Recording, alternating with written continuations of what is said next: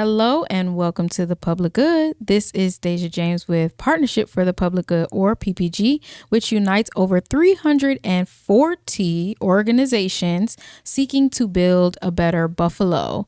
We are delighted to join you every Tuesday morning at 11:30 a.m. on Power 96.5 FM and Mix 1080 a.m. And you can also watch full video of every show on our YouTube page. Follow PPG Buffalo on Facebook, Instagram, all of the socials for access to full video of the podcast and more information. You can also get more information on ppgbuffalo.org. We want to hear from you. Email us at info@ppgbuffalo.org to let us know how you feel about the show. If you have ideas that you want on the show, if you maybe want to be on the show, send us an email with your information, where you're emailing from, what area of town you live in, info@ppgbuffalo.org. Now, I am very delighted because we are here today to celebrate Foster Care Awareness Month, but specifically Foster Care Awareness Week. And we are really excited because part of our agenda this year and for the last, 3 or 4 years, yes, we've been working with Miss Dr. Leah Angel Daniel, emphasis on doctor because it's recent. So I'm just thank you. Happy for you about that. But this is really my sister at the end of the day. So if I get a little informal, y'all forgive me. But she's just so amazing. She's here right now in her capacity as a founder and executive director of Fostering Greatness, Inc., but also has another hat of executive director of the African American Cultural Center. So we just, she's got juggling all of the things.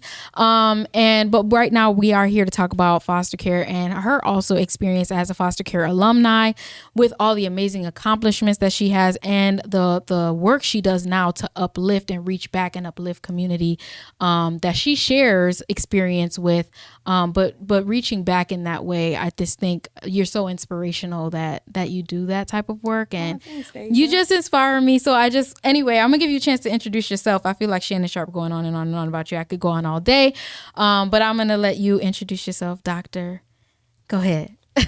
Well, hello, everybody. As Deja mentioned, my name is Dr. Leah Angel Daniel. I am the founder and executive director of Fostering Greatness, Inc., which is a nonprofit that assists foster care youth, young adults, and alumni, particularly those of color. We are open to all, but because of the disproportionate rate of youth and young adults who are African American, who are within the foster care system, we focus on them to help them go from survival mode to thriving. Mm-hmm. And so this organization has evolved over the past couple of years. We were founded in 2018. I was literally pregnant, mm-hmm, physically and mentally with this idea, and decided to do something other than what was being done with the population. And this is near and dear to me. I call it my life work, because I too am an alumni of the foster care system and was in the system for 10 years from the age of 11 until 21. Mm-hmm. So again, this work has really worn on me, and seeing the outcomes of youth and young adults who look like me, being negative mm-hmm, outcomes, where we know that it can be better if the community assists, if we work with these young people and give them more access, opportunity, and community support to help them be who they're supposed to be. Absolutely. Yes. And I commend you so much, because not only do you do that direct service work, mental health capacity, housing, just any other mm-hmm, type of like physical supports and emotional supports, you saw the systemic barriers that were the root cause of all of this strife, and therefore you even now are doing this policy change work, right, with us here. And the advocacy that you're doing and the work that you're doing directly demonstrated to legislators helped you achieve a $400,000 budget line in the county budget this past year, so that you can fund programs like your own that are trying to in new ways support foster care youth, and also alumni mainly is what we're talking about. And I want you to flesh out for listeners, just so, because I think people have a misunderstanding. It's like, well, foster care, they're already taken care of by the state. Mm-hmm. So what do you mean? What other supports do they need? So if you could explain to people kind of the big deficits that there mm-hmm, are, especially, while in care really, but also after you're done with care. Absolutely. So for foster care youth between the ages of 16 and 21, there's a program called Independent Living, where they are supposed to be prepared to become, just good citizens, out here with a job, able to do the things that other adults are able to do. But I ask people to think about between the ages of 18 and 21, were they prepared for life? Mm-hmm. And then we have to think about this particular population, although they may be a certain age, mentally, due to traumatic experiences, they do not operate at that age. Yeah. So a lot of times these young people do not have the foundational toolkits in order to be on their own. And a lot of times while growing up in the foster care system, although the system is deemed to assist them, a lot of them do not receive the things that they need to in order to have fulfilling lives. So they're not given the information that's needed, or a lot of times the social workers that they have may not have the information that's needed for these young people when they age out. So I know even particularly for myself, when I aged out at the age of 21 with a college degree, I was homeless. Yeah. So just finding yourselves in particular situations where you may not have the appropriate support capacity. And we talk about having concrete supports in times of need, and where you see a home where people who have their parents, they always can go back to their parents, where that may not be the case for this particular population. Yeah. So Fostering Greatness Inc. wanted to change that narrative. Yeah. And when we think about when we don't have the basic necessities in life, we're not able to do anything else. If we don't have food, shelter, and clothing, how can we think about the future? We're thinking about day-to-day things. And a lot of times when you're in survival mode, you tend to do things that you wouldn't regularly do if you didn't have that particular mindset. So again, just changing the narrative and letting them know that there are programs available for them once they age out. And we think about this ageism kind of thing, thinking about young people when they need help, what it looks like for them. And what I have found is that every case is different. Every person is different. So with Fostering Greatness Inc., we do life plans with them, depending if, for some of them, achieving just getting up that day, making their bed, and having a clean apartment, that could be, something that is one of their goals. With others, it may be to finish college, or even enroll in college, or have a job, or be in workforce development, or get a bank account, and those different type of things. So each person has been different, and they've had different goals. And so we've assisted them in that area. And the biggest thing right now is the housing factor. We've had some young people who are being preyed upon, by people in the community who know that this is a very delicate population. And these young people are doing things that they particularly wouldn't do because they don't have the means to live the life that they want to live. So housing's not only just stable, but safe, and where they're able to afford it, so working with them to do that. So that's another area that Fostering Greatness is diving into, providing housing specifically for them when they age out, or if they feel that they're in an emergency situation where they particularly need housing for themselves, and building community amongst each other. Because when I left the system, my mother was still in active addiction and suffered from mental health. So going to her home wasn't an option. Right. So I had to figure out what safe looked like for me, what stability looked like for me, and having my own, what did that look like, and what could I afford? And so thank goodness I had mentors and people who stepped into the gap for me. But the reality of the matter is not a lot of young people who are exiting the foster care system have that. They don't have that. So the inspiration really for the work that you do is really filling in that gap that you didn't have and that you wish you had, and kind of making sure that you become that beacon of, and you did, like you said, have some people that really did come around you, community, but not everybody has that opportunity of community building. And so you're trying to automatically kind of inherently create that community for people to be able to go to if they can't organically find their own. Right. And I found that a lot of young people were reaching out to me, and I'm like, oh goodness. So they were reaching out because they trusted me and they felt safe. And so you do give that vibe. I just that nurturing, nurturing. But I wanted them to be able to work on things for themselves, but know that they did have, I don't want to be like the face of that, Of like, course. but the organization itself, you know, I wanted that organization to be there, something that when I am gone, that legacy is still there. And there are Right. people there who believe in the work and who are able to provide the means for these young people to be able to just live. Yeah. You know, I remember what it felt like just to live, you know, Yeah. going to college and, you know, being able to travel and not having to tell my foster care story or not having to explain all of that to people, and just being able to be my full authentic self and to think about what life looks like after foster care.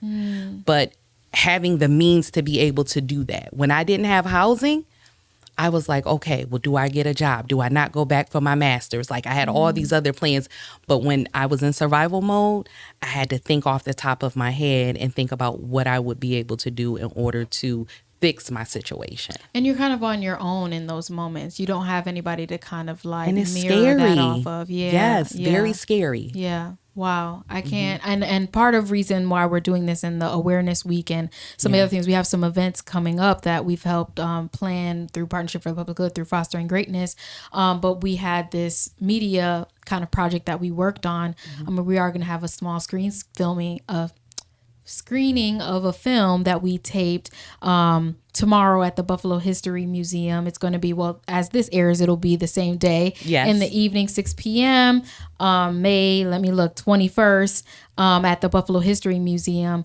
But I think the biggest thing that I learned, as you invited some other alumni to come and speak and tell their story, and we were able to get these kind of testimonials from them, was that you are starting that kind of, even in that space itself, they felt like we need more spaces like this. We need more spaces where we can authentically, unfiltered, share our experience with each other, but also to others so that they can understand. I think like there was also a need to feel kind of like understood.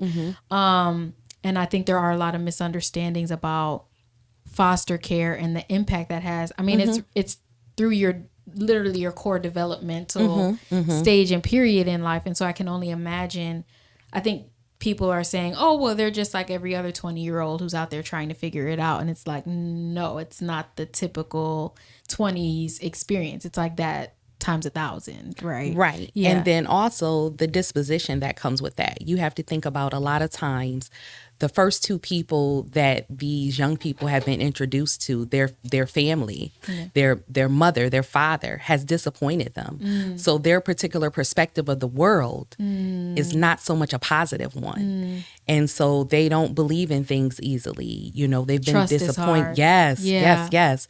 And the disappointment, and then the trauma and everything else that comes with that.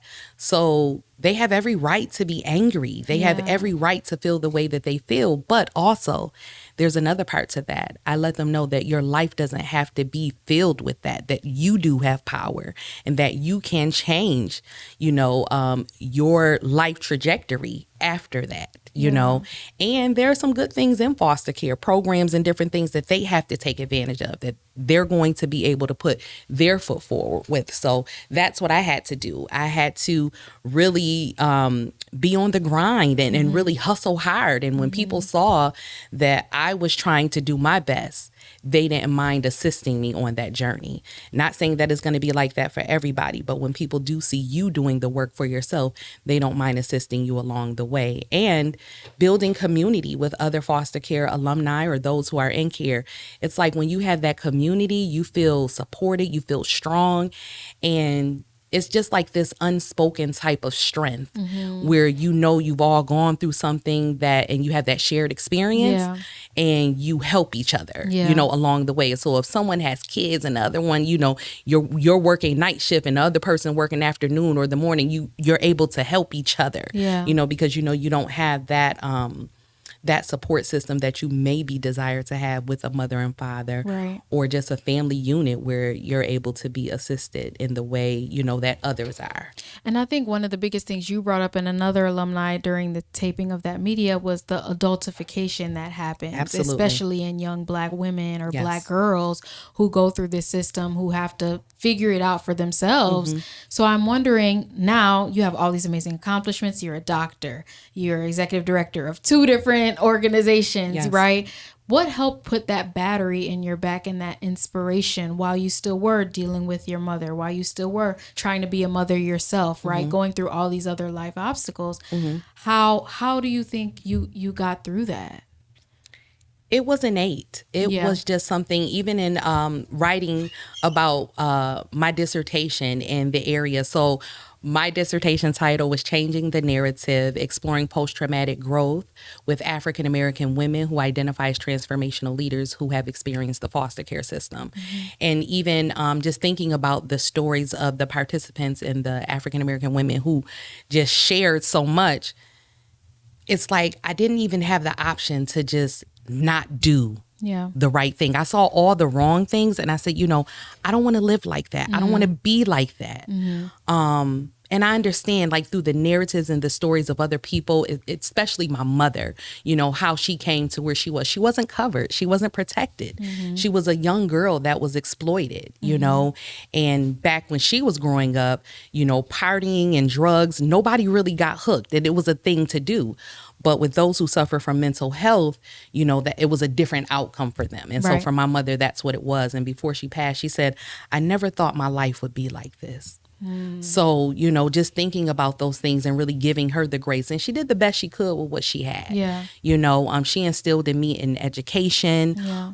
And I was the only one of her children that wasn't a drug addicted baby, so her life beforehand, thinking about those different things. Yeah. So, I held on to that.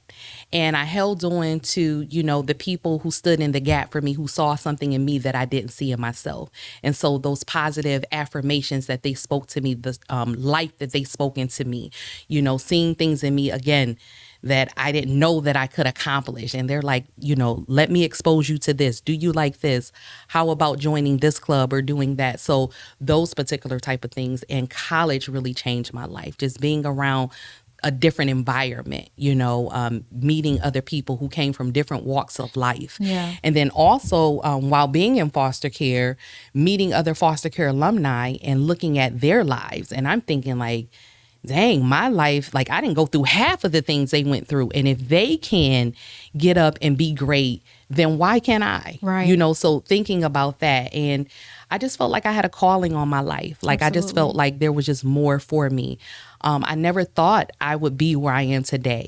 With education, I just wanted to go for my bachelor's. And then with my bachelor's, I just wanted to go for a master's. And then I said, well, why not a doctoral degree, not knowing everything that it entailed. But I love learning, very inquisitive, love learning about different walks of life and different people and different ways that things are done. Yeah. So that was always very intriguing to me. But it was just wanting to just do better and be better and not really knowing what the plan would be for my life, Right. but just going with the flow, But doing it's like what felt one good. door opens, then another door opens, then you're just yes. following the path at that point. Exactly. But it's about getting that initial opportunity, initial open door. Exactly. And a lot of people counted me out too. Now, Yeah. let's not forget that. Yeah. Okay, there was one Yeah. woman that told me when I graduated with my master's, and she was over a foster care program, and she said, Leah, I never thought you would get as far as you've gotten. And I said, And why even not? if you thought that, why would you say that to me? And she said, because you didn't listen. I said, no, you didn't listen. Yep. And it was all because I went against her wanting me to do an internship with sanding boats. Now, anybody who knows me knows that I don't like to do manual labor. I Right. definitely wasn't doing sanding boats, but I went against that and I advocated for myself, and she didn't like that. So with the adultification part with a lot of Black girls, if you go up against the system, if you say what you don't want to do, that's looked at as defiance, and people will Then they'll try to do label not you like a that. failure. Yeah. Oh, absolutely. Yeah, they'll try to Absolutely. put Or you- you're too grown, you're too fast, you're gonna be just like, as they put the Black welfare queen. Yep. This is all in the research. Yep. If you're a young Black girl in the foster care system, then a certain percentage, a high percentage, is that when you have children, your children are going to end up in the foster care system. I'm like, where are they getting all this information from? Definitely not for those who are successful, because I know a lot of Black women who are successful who have gone through the foster care system, but nobody ever asked us about our stories. Yeah. And a lot of research is stopped at the age of 24. who has their life together at the age of 24, especially those who are in transition. Because if they're in transition, then it isn't the life trajectory of a person who just has gone to college when they're 17 or 18. You know, there's a lot of ups and downs. Of course. So that's why I decided to just do things a little differently. And they're non-traditional. You know, a lot of us who have gone through the foster care system, our lives are non-traditional. Of course. So, it started that way from the very beginning. Like your core base, the thing you're supposed to be relying on isn't there like what they're supposed to be. And a lot of barriers, systemically and systematically. Yeah. And people say, well, you know, we need to change the system. The system is doing what it's supposed to do. You know, when I did my research about a lot of the young people who had gone into care, there wasn't really any records about African American or Black youth being in foster care until the 1970s. They used to take orphaned kids who were Black and brown and put them in prisons. So you can only imagine what they were exposed to. Yeah. So it's just those different type of things, My and the reality of it, and then changing it, and what does that look like? And you know, a lot of times people don't like change, you know, so those different type of things. And then what does it look like? Because we're navigating something that's never been done. So fostering greatness is the first. Yeah. There are a lot of agencies that are alumni based, but they don't fully like just dive in and focus on providing housing or providing certain things. And what we're seeing too is even then it's stopping at a certain age still. When we're seeing there's people in their 30s or even 40s who need some help, right? Like they got their lives off to a certain start, and it's led them to a trajectory of, and if they didn't have that support then, why wouldn't we give it to them now? At the very least, it's the very least of what they're owed. Right. Yeah. And even for myself, I am in my early 40s. Yeah. I know I may not look it. Not at all. But I still found myself needing support that I just did not have. Yeah. You know, I had my children later in life, my 2 daughters who I love them. But again, that loss, that feeling of not having my mother or my father to assist me in the journey of raising and nurturing my children, you know, that's hurtful and that's deep, you know. I do have people who have stepped in the gap for me, but not people that have been truly consistent along the trajectory of my life. And so, you know, that's an area where I don't think I'll ever be. Yeah, we have to do another show because I'm so interested in how. And you know, I have a non-traditional mother as well who was raised by somebody else, and it's almost like you have to build your motherhood from scratch because you weren't necessarily taught or you know, shown what that really is beyond TV or something like that, right? And so I just think that that's so interesting. I just praise you all's resilience in that way of doing something that you've never even been exposed to before, or maybe that people say isn't a possibility for you, right? Assuming foster care alumni are going to be terrible parents, assuming that their kids are going to end up in the system, assuming that they won't make it through college, all of the negative things that have been told to you, it's terrible. And they treat it as if when you are successful, like you said, many of you are, that it's in some sort of anomaly, right? Right. And it's just not accurate at all. I mean, you've exposed me to so many people, and you won't even know. People don't know. The biggest thing I've learned when you've had some of your panels is they'll say, I'm so-and-so, I work in this, and this is the first time I'm ever even telling somebody that I was in the system. You know what I mean? And people really don't know. Even when we were taping the media project, we did it at Fitz Books and Waffles, shout out to them. And there was someone there, just a regular patron of the store, of the bookstore, and it turns out they had actually been in the system, and they became emotional hearing the event we were having because they actually come 100% related. It's like you never know who you're around that has had this touch. And it's just so important that people are more aware of that because it's just like an out of sight, out of mind thing. But you all are very integral members of society, and we have to be making sure that we're supporting you just like we're supporting anybody else. Absolutely. And to know that the barriers are a bit deeper and stronger for this particular population because first of all, you're going to have to deal with some of the adversity that they've gone through because they are so maybe standoffish or maybe say, oh, It's I don't trauma, need the though. It's help. trauma. Yeah, Yeah, it's trauma. Yeah. And the system has hurt them, Yeah. in some way, shape, or form. Bio families have hurt them in some way, shape, or form. Yeah. So getting that reluctance in the beginning, but being able to stand strong and say, listen, this is what I can do. And not saying that everybody is deemed to be a foster parent Right. or a mentor, but there are financial ways that they can help. There's other roles. Just even providing some free type of housing, or just with the events that we have, providing some things towards that, or just some type of workforce development so that they have the opportunity to better themselves and to have the things they need in order to move forward. Yeah, and I want to highlight, this isn't just for, obviously church leaders, regular community members. We're talking about, the need for community, but those community members and community organizations and people like Leah need to be supported well through funding from the state, from private philanthropy, from all of those things. And so I just want to make sure before we end that we highlight some of the things that you would like to see from private philanthropy or even the state. What would you like to see so that they can support these community networks for this population? I would really like if someone could donate a building to Fostering Greatness Inc. That's the biggest thing. Yeah. I have taken the initiative to participate in a lot of development courses and different things within the city where I have learned how to really work with real estate and development in order to get a building together specifically for this particular population. Yep.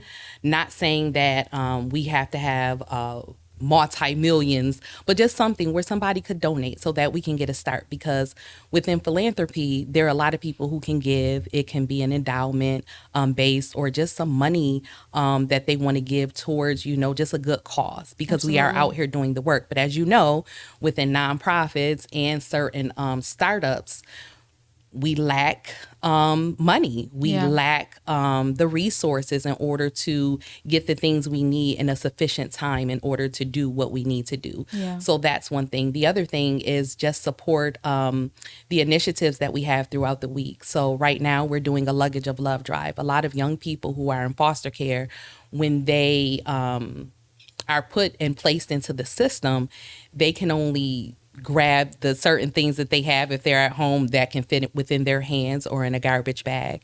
Or a lot of times they're taken from school, so they don't have their belongings and certain things. A lot of the young people who I have encountered who have had this happen to them said that they feel disposable. And so we wanted to change that. So we do a Luggage of Love drive each year, which is this week, May 23rd, Thursday, at the Northland Workforce Training Center from 5 p.m. to 8 p.m., where we provide free food and good food from TNC Catering, also to-go trays, because a lot of these young people come from shelters.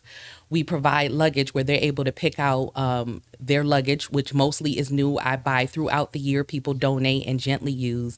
We have new clothing, which I shop throughout the year, and people donate sneakers, toiletries, housing items that they may need.